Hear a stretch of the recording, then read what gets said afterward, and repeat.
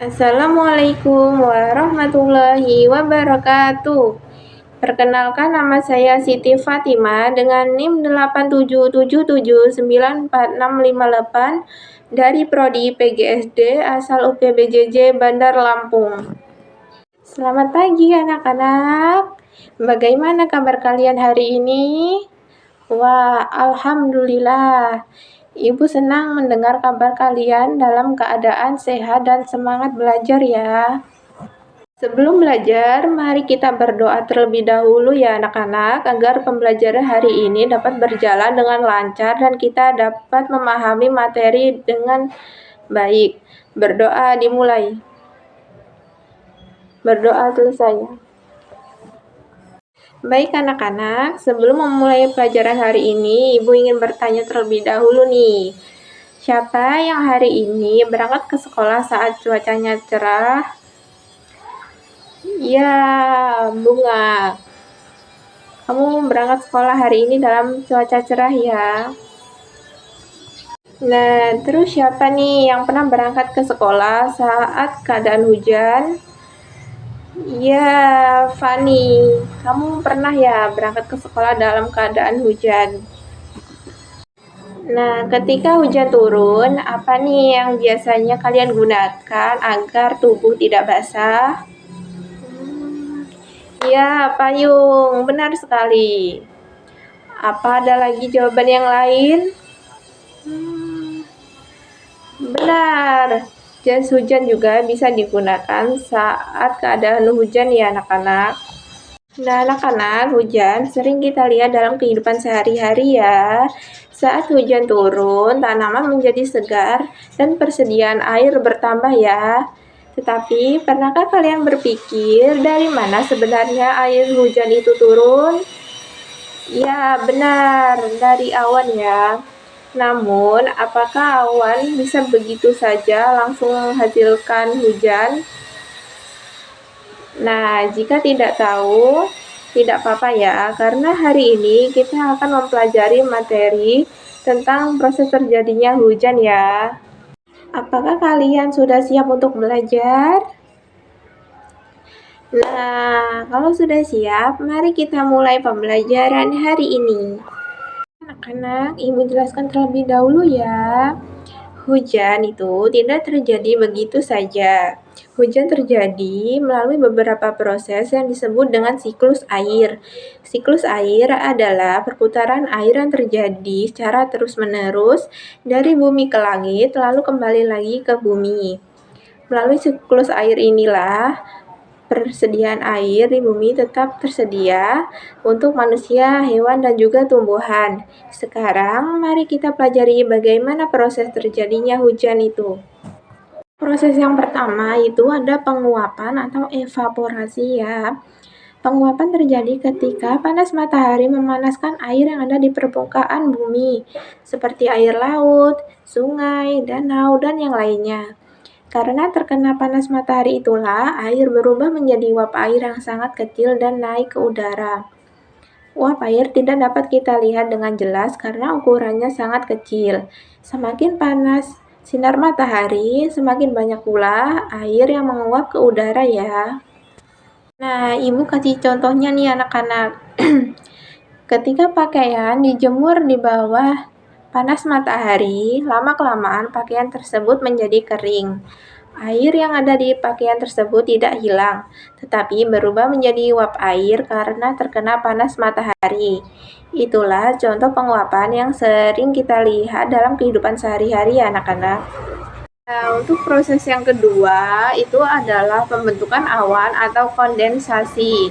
Setelah naik ke langit, uap air akan berada pada tempat yang suhunya lebih dingin. Karena udara di langit lebih dingin dibandingkan udara di permukaan bumi, uap air berubah menjadi titik-titik air yang sangat kecil.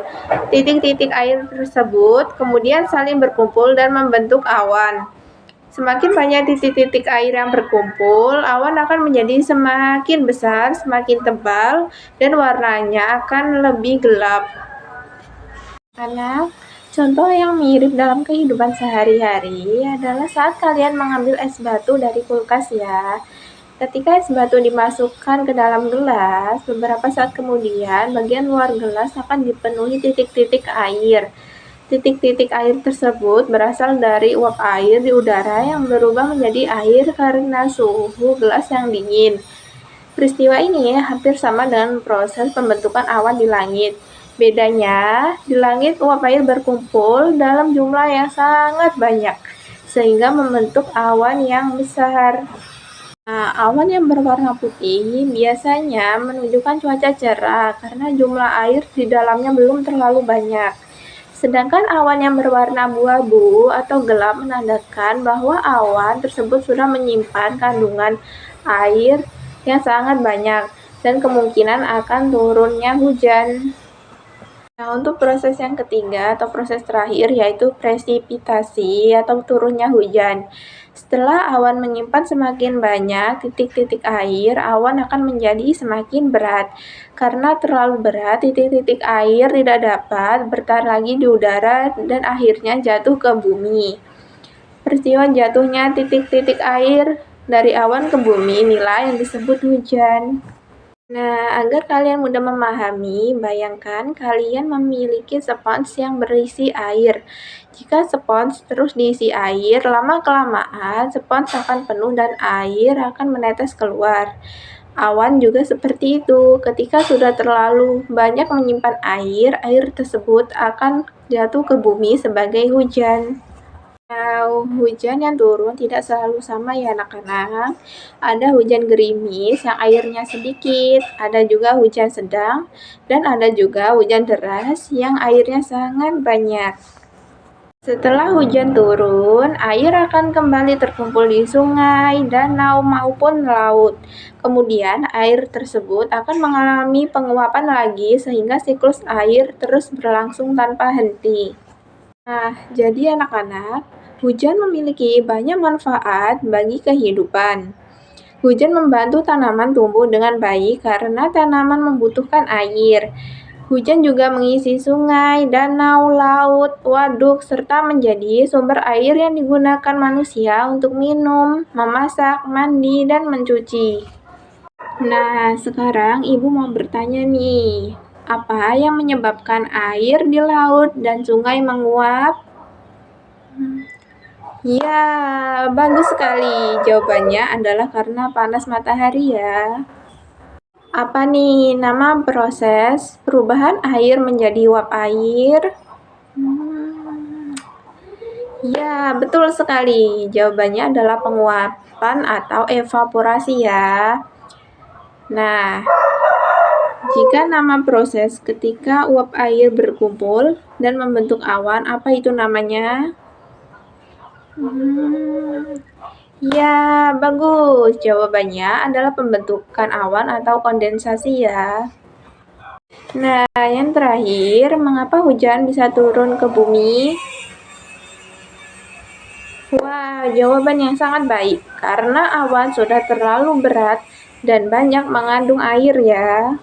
Nah, agar kalian lebih paham, Ibu akan menayangkan sebuah video tentang proses terjadinya hujan. Mari kita tonton bersama. Kenapa bisa terjadi hujan? Hujan terjadi karena air dari bumi, seperti di sungai, laut, dan danau, naik ke langit. Matahari yang panas membuat air itu berubah menjadi uap dan terbang ke atas. Uap-uap ini berkumpul di langit dan membentuk awan. Semakin lama, awan itu makin penuh dengan uap air. Kalau awannya sudah terlalu berat, uap air di dalamnya jatuh kembali ke bumi sebagai hujan. Itulah yang disebut siklus air, yang membantu bumi selalu punya air untuk tumbuhan, hewan, dan kita semua. Oke anak-anak, kita sudah mempelajari proses terjadinya hujan ya. Siapa nih yang bisa menyebutkan 3 proses terjadinya hujan? Wah, luar biasa. Jawabannya adalah penguapan, pembentukan awan, dan presipitasi atau turunnya hujan. Oke, kalian sudah memahami materi hari ini dengan sangat baik. Karena air sangat penting bagi kehidupan, kita harus menggunakannya dengan sangat bijak ya, dan menjaga lingkungan agar siklus air tetap berjalan dengan sangat baik. Apakah dari kalian ada yang ingin bertanya? Baik, jika tidak ada, Ibu ucapkan terima kasih atas perhatian dan partisipasi kalian hari ini. Mari kita tutup pembelajaran dengan membaca doa bersama-sama. Berdoa dimulai. Berdoa selesai. Oke, sampai jumpa pada pembelajaran berikutnya anak-anak. Wassalamualaikum warahmatullahi wabarakatuh.